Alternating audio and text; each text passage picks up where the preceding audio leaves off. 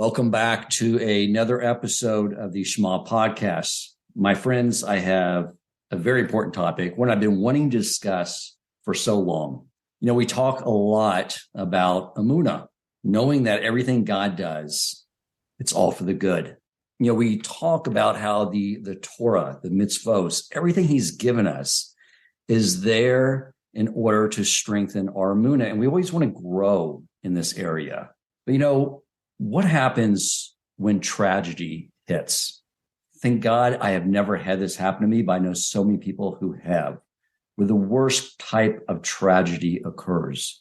Someone loses a loved one, a child, a spouse.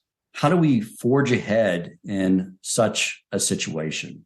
I recall around 17 years ago, my wife found out that she was pregnant. I remember going to the doctor for the first time.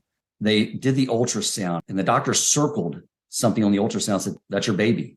And I remember going back with excitement and seeing the little girl was forming, the limbs were forming.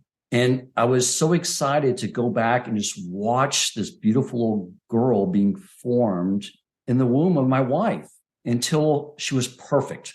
And it was time for her to come into the world. And I was able to hold her and now develop a real relationship with her. And the fact is, my friends, is that when we come into this world, it is also a womb. And Hashem is forging us into an entity that can exist with him one day in Olam Haba, in a world where we have been forged so that we can stand in his presence and have a real relationship. And I can imagine from his side, looking into the world, he sees our neshama as being forged into what he wants. But from our perspective, it can be painful. There's a lot of challenges around this. And this, of course, is the most serious of one. I have many people that have come on this podcast that have lost children. And I've had this topic on my spreadsheet. You're listening for a while. I like spreadsheets. I have one column where I have podcast topics. And the one is who's going to come speak about it. And on this one, often I just leave it blank until something happens. I get some sign. I meet someone. I know that's the perfect person to talk about this subject, but I did want to reach out to my friends and say, hey, I would love if you came on the podcast and revisited the most painful experience that you ever went through and still suffer with today. But fortunately for us, my friends, I have come into contact with Rabbi Gershon Schusterman, and he wrote this beautiful book that I read. And he's going to come on and talk about this because not only is he a rabbi who understands this academically, but he experienced this himself, and he's going to share with his wisdom on what he learned from going through this experience and share this with all of us. Welcome to the Shema podcast, the podcast for the perplexed, where Torah insights intertwined through personal stories as well as interviews with leading Torah scholars demonstrate the empowering qualities of Torah and mitzvot. For more great Torah learning through Torch, the Torah Outreach Center of Houston, go to torchweb.org. Now to the show. Rabbi Schusterman, thank you so much for coming on the podcast. Me and my guest appreciate you being here. I'm happy to be here. I didn't write a book to make money because there's no money in printing books, but the purpose was to reach souls of people who will read it. In this manner, I'm reaching people whether they have the book or not, but they will hear the core or the essence of my message in the book, and that's my payment. Beautiful.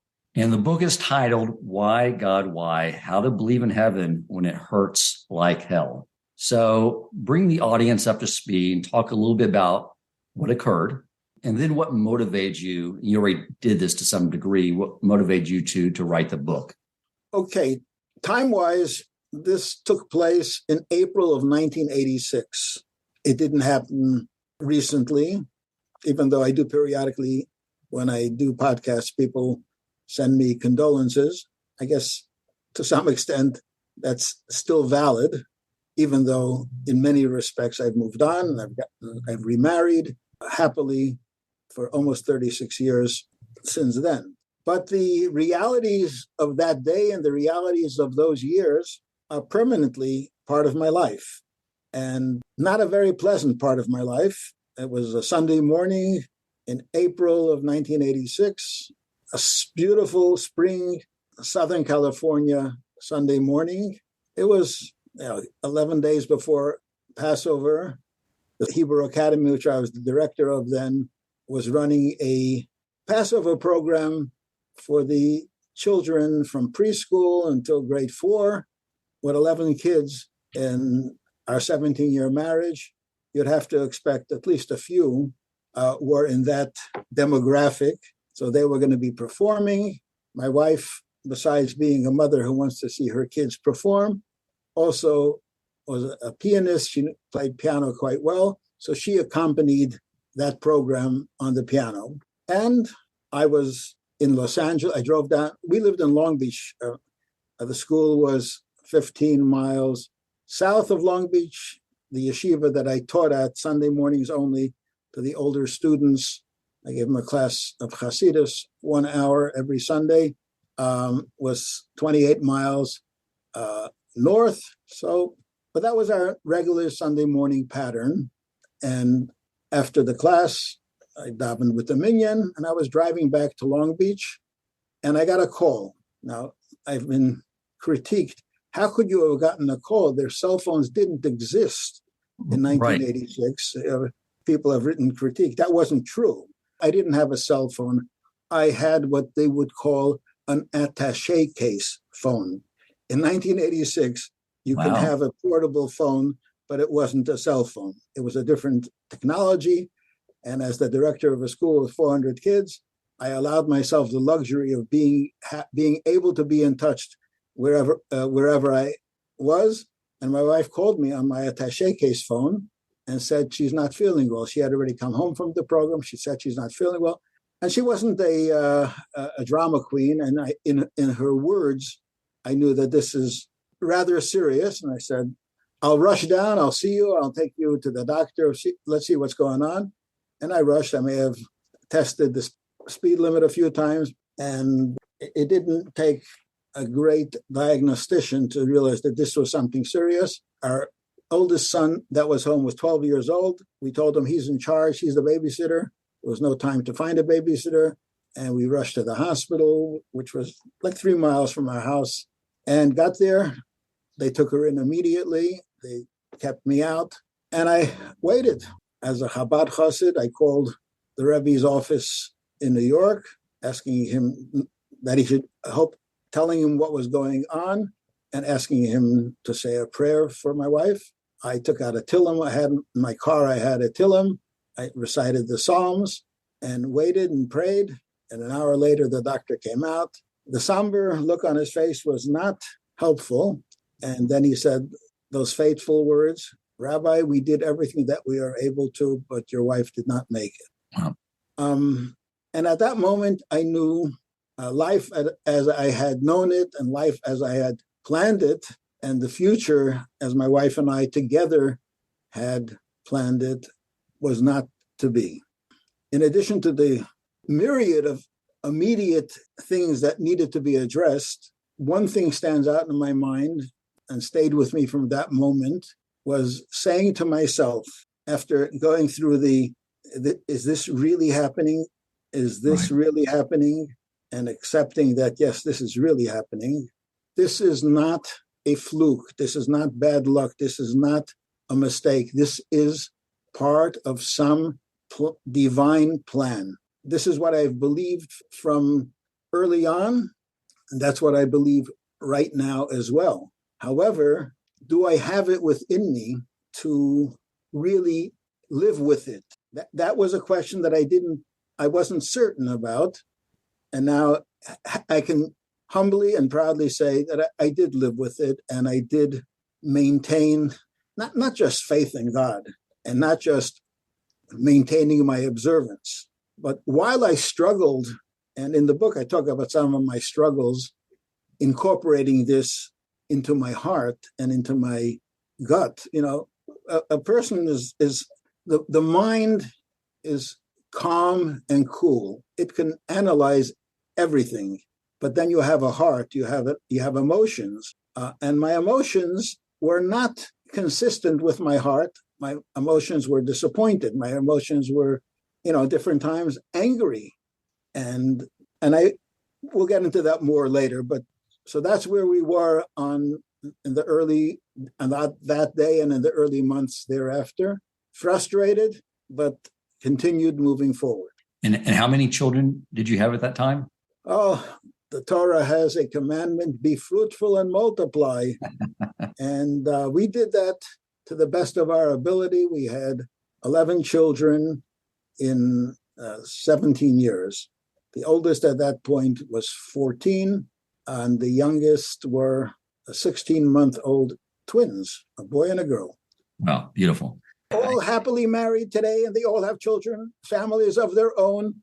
I don't want anybody to give me unnecessary sympathy. We survived and we thrived. But at that point, the future had not unfurled itself. So we were in a great state of uncertainty. And that's why I appreciate you coming on, because there are people that may be experiencing this today, God forbid, potentially in the future. And as I was mentioning in the intro, this world is like a womb. And when someone is perfected, the Almighty pulls them out. So they're like, our tears are not for them. It's when I have friends that have lost children, my tears are for them, knowing, that's just like ripping a limb away from them. And that's why I hope through everyone reading your book and listening to this episode that they'll be equipped and know and have some, I guess, a path forward on how to go through this process. Let me ask you this. You talked about anger. It was interesting you brought that up in the book because it's important, because one of the things I learned early on was that when one gets angry, it's like they're engaging in idolatry, right? Because you are basically saying that Hashem's not in control of everything. Correct me if I'm wrong, Rabbi, but that's the whole idea, and that you are denying his existence by becoming angry. But it's different in this situation. It's not that you're denying God. You're just like, I just don't agree with you in this matter. Talk a little bit about that, because anger is obviously a natural part of the process, and how one reconciles that in a healthy way. I'll do my best. It's not just when you say angry at God, it's not just denying God's existence, but denying how God runs his world.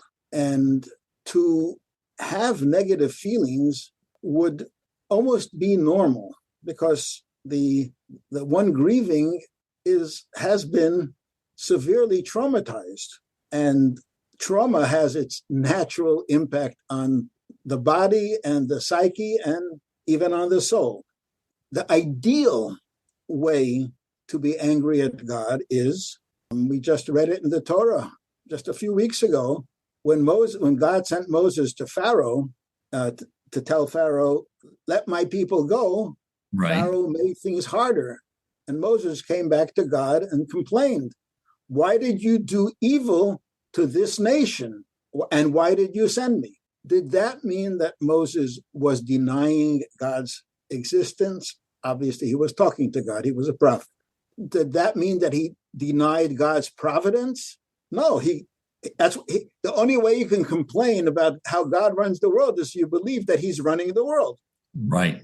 But the focal point where he was coming from was, God, I believe in you, and I believe that you run the world, and I believe that you're kind and caring and omnipotent and you can do everything. Why are you doing this way? It doesn't seem consistent with the values that you have set up for us. So the anger, in a roundabout way, is a reaffirmation of your faith in God. And I dare say that many people who consider themselves agnostic or even atheists, and are the same people who say, and why is that? Because the world is terrible, and why do bad things happen to good people? They don't say it calmly and coolly. They say it with passion. That passion belies what's really going on in them. If there is no God, and if nobody is running the world, why are you angry? I have watched, and you have watched, National Geographic videos of animals in South Africa, the Serengeti, and you see how the lion and the other animals tear apart the weaker animals. Nobody gets very worked up on it. We call it the law of the jungle. But people always get angry. That anger is coming from a subconscious belief that the world was meant to work with a system. And if there is no God, why should there be a system in the world? God is the one who set the standards of the system.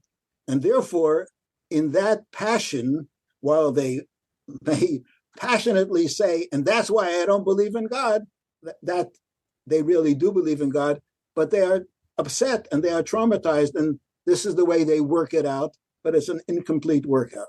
Right. Okay. One of the things that we've talked about on the podcast before is, on multiple occasions, is how in our pursuit of coming closer to Hashem, and a lot of this podcast, I don't know if you know, Rabbi, is geared towards Baal Teshuvahs like myself. They're just beginning to learn the truth about Torah and approach toward Judaism. And I know this applies to everyone. There's obviously people that are FFBs that listen to this podcast. We talk a lot about how there's challenges that Hashem puts on us, and it's really just there to remove something that's hindering our connection. And so one of the examples I shared early on when I learned that the Torah was true, and it was just like a magical experience, just learning the Torah was true and reading it for the first time and knowing that I had a creator that could hear me. So I didn't know about the sitter. So I was just talking to him nonstop. Probably he may have regretted resurrecting me from my coma in life. But I remember that right out of the gate, something that happened is I had a major financial challenge, like never in my life, where I was like, my income got cut in half. I was not figuring out with the spreadsheet how the math was going to work out in paying the bills. But simultaneously, I was learning about how everything comes from Hashem, about tzedakah. And what he was doing was pushing me to say, quit relying on money and employers and new clients for your livelihood. Rely on me. And I just started giving tzedakah, even when I didn't know how to pay my bills. The next thing I know, it was all coming back. And what he gave me was the most amazing thing of knowing I do just rely on you. That's amazing. But with hindsight, I saw how that was being orchestrated. And then something I have not shared with my audience yet is a little over a year ago, one of the greatest moments of my life is my wife of 20 years went into a mikveh and became Elisheva. And that evening, as she was walking towards me, as I was standing under the huppah, my mind was just all these memories are coming to my mind of her as she was struggling with her alcoholism. The things that were like such difficult times, but what was happening as she was walking towards me is those memories that were so painful, they were making me so happy because I realized that she would never be walking towards me as a Jew, us living a Torah observant lifestyle, if Hashem did not make her an alcoholic that forced her to have Emunah in him and let go of her control. So it all like made sense. So I've had these experiences where you see like what seems like pain then becomes joyful, but is that even something that is applicable in a situation where you lose someone so close to you? Your story is quite dramatic, and my story parallels it in content. The facts are different. Losing a job is one thing, or losing financial security is one thing. Having a challenging marriage is also difficult and traumatizing, and losing a wife. While I would have said that had you asked me this question 40 years ago, I would say that would be the end of the world.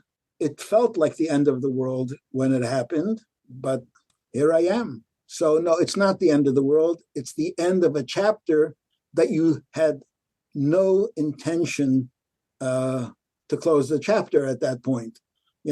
When you read a good book and when the book ends, you say, I wish the book had another 100 pages. I could say at that point, I was 38, my wife was 36. I expected this book to have another 36 years of experience. Right. But apparently it was, the book had to end, and my wife's mission in this life has been completed, if you want to put a positive spin on a very negative situation. And my job was to pick up the pieces and keep it together and make it work for the next 36 years. And 36 years have passed, and I'm still trying to make it work. So the bottom line is, underlying whatever we might say and whatever we might write, if one is able to accept, and you use some eloquent words yourself, that God is in charge and God is active and involved in the world. Yes, God is good, and we would therefore hope that everything would follow from that goodness. But in the famous line from Job, who was the quintessential suffering, innocent person, when his wife said to him, when things all went haywire, she said, Eov, blaspheme and die. Life is not worth living. And Eov, after rebuking her that she's not speaking properly, said, shall we accept the good from God and not the bad? Accepting the good from God means waking up in the morning. Waking up in the morning and the sun is shining, and you'll have a child or two who bring you much joy and sometimes a little anguish too. And your wife is smiling today, and she has gotten over whatever she had was holding her back in the past. That is to live a good life. And we have to thank God for that. And the prayers that we say are not just prayers for things. A big portion of the Siddur, the prayer book, is acknowledging and thanking God for the good that we have. And if we have that as a daily foundation and a subconscious awareness in the back of our minds, life is good. But it is for that reason that we can say, thank God, we can say, Baruch Hashem. But if God is not in charge of the challenges, including the tragedies, then throw out thank God.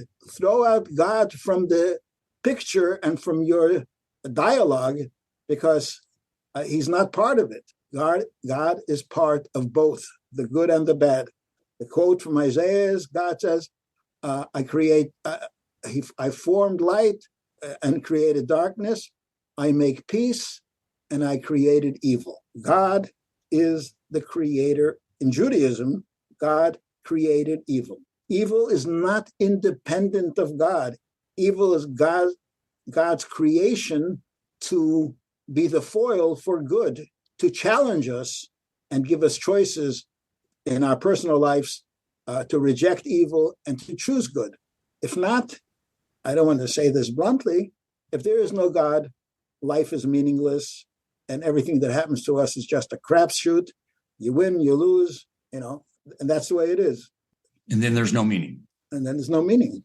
All right. So let's talk about how you went about finding meaning in this situation, because you quoted Viktor Frankl, who exercised that to the nth degree, living, in a concentration camp and realizing in the end that the Nazis had no control over how he internalized what was going on around him. That was his. They could not take that away from him. How did you go about finding meaning in such a difficult and painful situation? The first thing is that my faith remained intact. I don't think my faith per se was stressed. What was stressed is internalizing that faith. As a rabbi, I had been to many Shiva homes where people were grieving the loss of a dear departed one. And I've said the right things. I knew the right things to say. But suddenly I realized that I was untried and untested because I had never suffered a loss of that type in my entire life. So my words to myself at that point sounded a little hollow. Its application. My mind could argue, would have been able to continue arguing the truth, that truth. But my heart said, do I really believe it? Can I believe it? Can I internalize that? And that's a big portion of the belief of Judaism. Faith comes from the soul, but faith must be nurtured. It's not simply there. You have to bring it into your consciousness. You have to work the system, so to speak. You have to learn Torah, do mitzvahs, that's the food that nurtures the application of faith. And now I had to do that again from a more mature perspective, from a real life experience.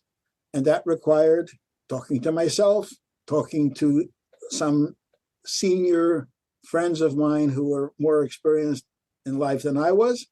It also included going to therapy, because besides having a soul, we also have a body and we have a psyche.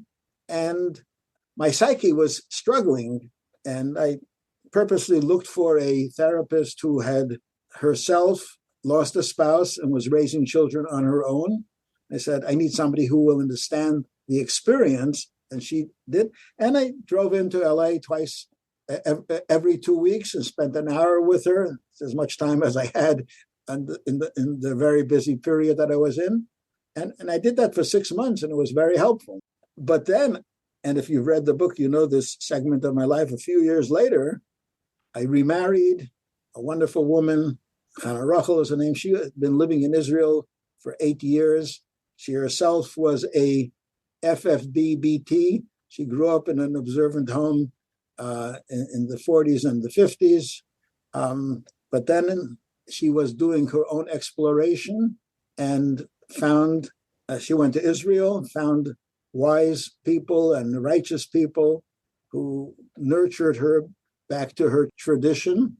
And we were walking together, and she says to me, Gershon, how are you? What a strange question. We've been talking all day, and all in the middle of a conversation, Gershon, how are you? I said, fine, Baruch Hashem, fine, thank God. Then she said, no, how are you really? She must have known something that I didn't. And that really threw me for a loop. And I had an immediate reaction to that. I got dizzy. I became pale. I felt literally, physically, the world turning around me. I had flashes of everything that happened from the time my first wife had passed away until where we were right now. You know, that's some kind of a experience that I've never had, and I've read about it, but there was, and I knew I need help. And and not something that I can fix myself, and not that my wife can fix for me. And I found a therapist who I had known somewhat when she was in LA. I didn't know her as a client, but I knew her as a person. And she had a practice in Jerusalem. And I spent 2 hours a day with her 5 times in the next 10 days. And she helped me figure out that to face the reality, Rabbi Schusterman, you're a rabbi and you're Orthodox and you believe in God. And at the very same time, you have a big chip on your shoulder against God. You're angry at him and you're distancing yourself from him, and you're not letting him in where he was. He had a prominent place in your life in a personal, intimate way. And now you're doing the right thing, but you're not feeling it. And just realizing that and taking it apart over quite a number of hours, that, lanced the boil or lanced the grudge. And as I came back to the United States after that, I really focused on that. And yes, I thank God. Thank God I got back into that old relationship with God, which is with me to this day and will be with me until Mashiach comes, God willing. So were you able, you talk in the book, I want to sort of go back to this a little bit about, finding the meaning there. So you talk about the necessary healing process about, and two, I'll say I've learned about these ideas academically about how neshamas move in and out of this world and all its experiences and things that happen in previous lives. We have opportunity to cocoon here. It all makes sense academically, when you read those concepts, but it's a lot different when it becomes experiential. And that's one of the things I was like, if we're all trying to strengthen our Emunah, God forbid any of us have to be stress tested in that way. But that's why I think you sort of sharing this book with us and this experience hopefully enable us to embolden our Emunah without having to be stress tested in that way. But you do talk a lot about how tragedy caused, not just you, but other people to create meaning behind it. Can you talk a little more about that? I'm trying to think of things to help people who may be going through this, how to find some solace in that situation. Well, when we are growing up, children, especially adolescents, there's a lot of uncertainty. We're trying to figure out who we are. When we finally get into our 20s, we think that we know who we are. We set up a path for our lives, and we try to stick with it. Second guessing yourself is not a good idea when you're trying to move forward. So a person can continue living wholesomely and securely and smugly and never reviewing who he really is. You are apparently in business and having to do with finance, something like that. That's correct. Every business needs to be audited from time to time in one form or another, self-audit or an outside audit, because even if you're running your business to the best of your ability and with honesty, a business has so many moving parts that sometimes you lose track. And an outsider looks in on you and works with those information, and suddenly you realize there's one division that's lagging, and there's not one division that there's apparently something nefarious going on, and we got to go get into it so that we will be honest and straight and successful. The same thing works with a person's personal life. When do we audit ourselves? Well, we do. We actually have the month of Elul and the beginning of Tishrei. That is the annual audit. But when you audit yourself, as you know, there's a name for it in audits. It's not the same audit as a certified audit that somebody comes in from the outside. Well, a tragedy is something that forces the person to stop and open up. He's opened. You might say he's been cleaved open by the tragedy, but he's open and very vulnerable. And you can either let it run its course, or you can say, let me try to figure out now what my life really is all about. The first 38 years was X. Now you're going into the next chapter of your life. What needs to be improved? Where does God fit into your life? In my case, in a tragedy, the subject is Emunah. The subject is God really in charge? How am I integrating that? And that is a good time to accept, to review that and fortify it and make it whole. Okay, right, beautiful.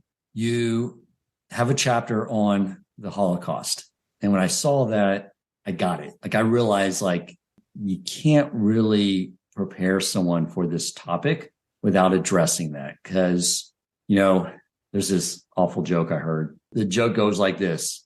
A Jew dies, goes to Shemayim. He's standing in front of the Almighty, and he tells a Holocaust joke and starts laughing.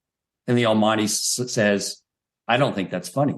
And the Jew says, well, I guess you had to be there. And sadly, that is a lot of what Jews believe. They have a really hard time. I even know I had a brief intersection with the one synagogue I knew before I moved in the community. It was a Reformed synagogue. And the idea of the Shema, Hashem is one. He's orchestrating everything, not just creating the world and leave it alone, but he's intimately involved with everything. Many Jews have a problem with that. And when you talk to them about it, it always comes back to, well, what about the Holocaust? So I look at the Holocaust as, well, it ended 70 years ago from the genocide of the Jewish people, but it has been destroying so many Jews' connections with Hashem ever since, because they refuse to accept that concept. And they can't, and they need to embrace that in order to deal with tragedy like this. Otherwise, it seems like it would stymie their healing process. It's important for every aspect. So talk a little bit about that chapter and why you felt it was important to go ahead and address that topic. You can't write a book about tragedy and grief and God without addressing the Holocaust. I had to do it. It was a tough chapter. If you've read it, you can see that it wasn't easy to write it. Right. But and I do want to point out that while the Holocaust affected Klal Yisrael, all the Jews, 6 million of the 14, 15, 16 million Jews that existed before World War II, a huge percentage of the Jewish people. But in terms of the core question of why does a bad thing happen in a tragic way? In other words, a lot of little things happen to us on an ongoing basis. The Talmud talks about when you stub your toe, it's a message from God. Talmud even says if you put your hand in your pocket to take out a nickel and you take out a quarter, and then you have to stick your hand in your pocket again to find the nickel, that is also a little stress test. But when a person suffers a certified tragedy, such as losing a child to illness, losing a child to a car accident. In Israel, Friday, losing 2 children to a terrorist. Those are tragedies. Those are holocausts. Those are holocausts for the immediate family, and those are holocausts for us. It's a mini holocaust, if I may be, I don't mean to minimize it, but compared to the 6 million, it is quantitatively a smaller holocaust. But qualitatively, if God is in charge, and the premise of the question is, where is God and why didn't he intervene? Then the question is just the same. And for that, there is no answer. And after going through different theodicies or ways that people explain the relationship of God and tragedy or God and evil, the answer that I bring out in the book is we need, as much as we have a duty to know God so that we can love him, so we have to have a frame of reference of a God that is knowable. But if God is a God that has to meet the standards that you and I can agree on, he can't be much of a God. Right.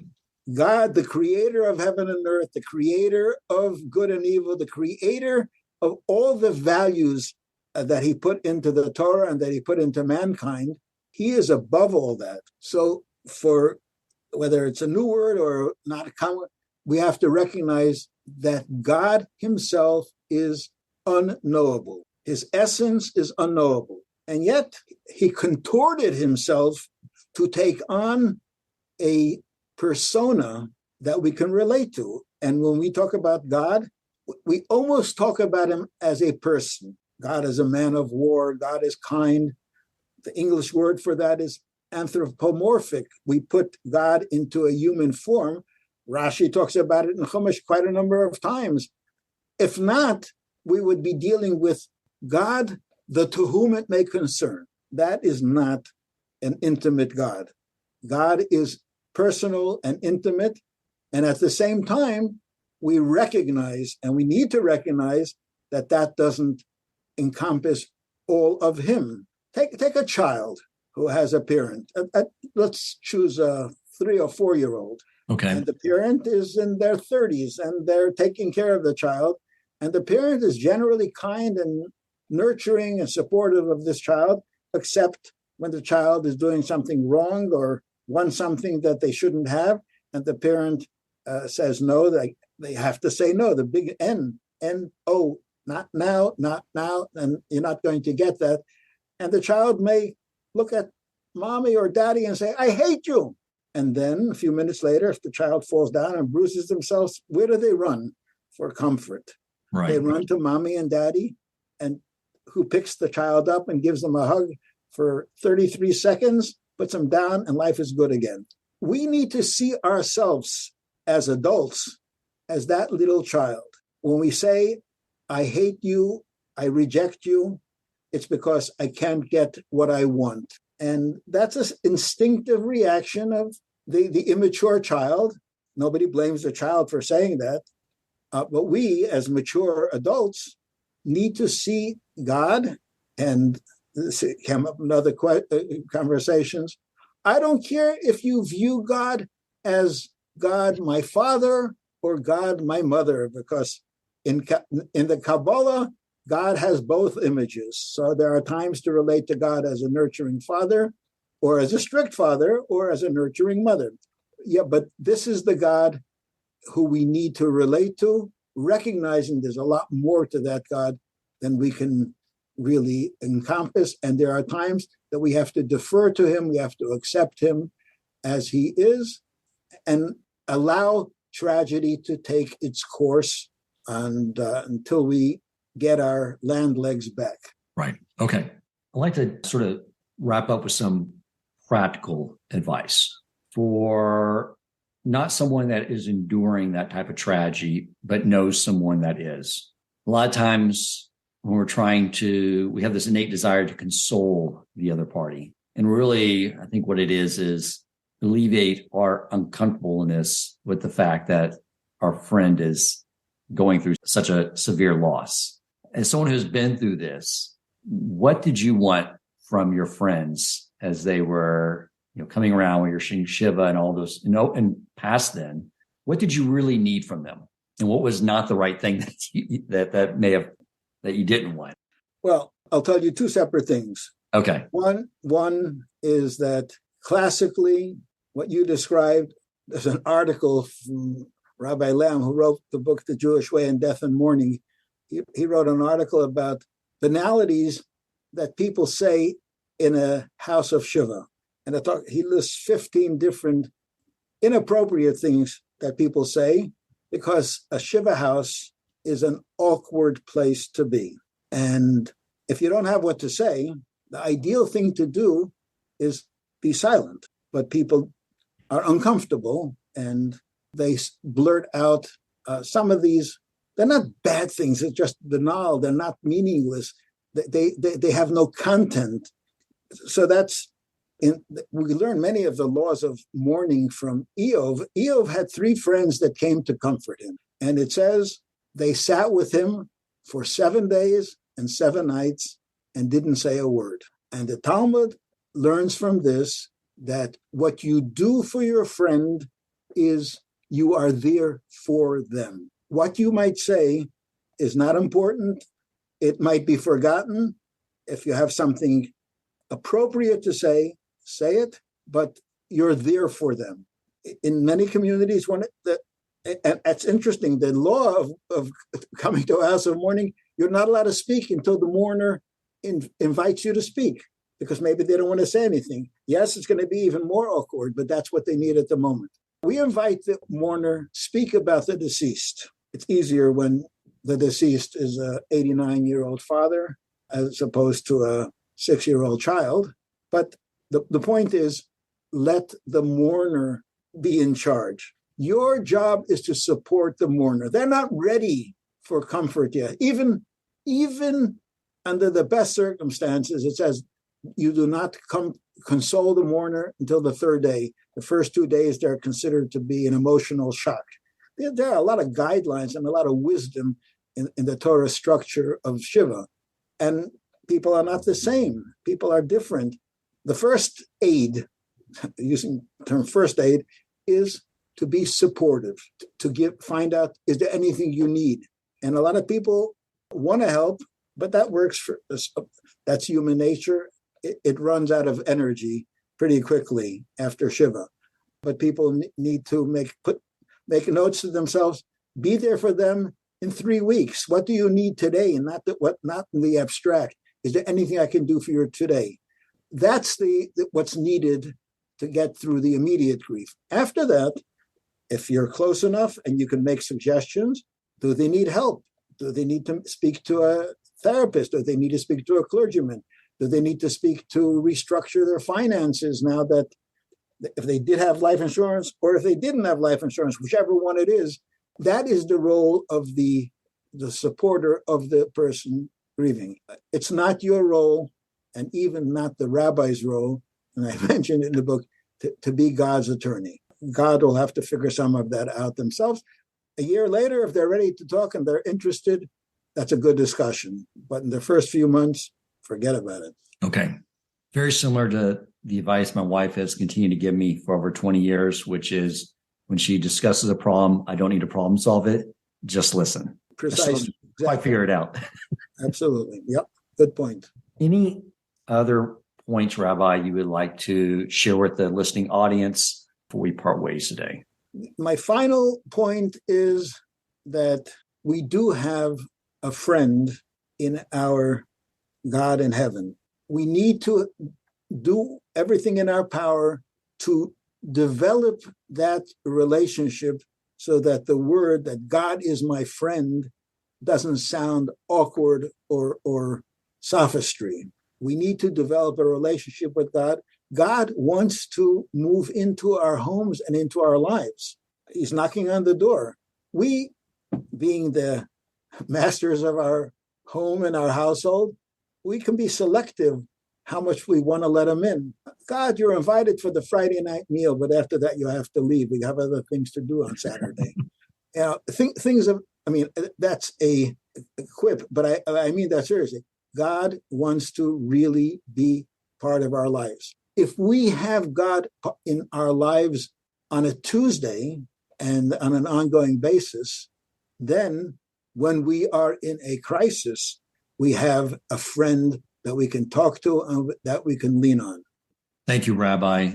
Again, I encourage everyone to go get this book, Why God, Why? How to Believe in Heaven When It Hurts Like Hell. Even though, thank God, I'm not dealing with this type of tragedy in my life, and God willing, that never happens. I found the book to be extremely enriching read for me. It just understanding all these aspects and sort of really just sort of preparing me and strengthening my Emunah without, God willing, that ever have to be stress tested.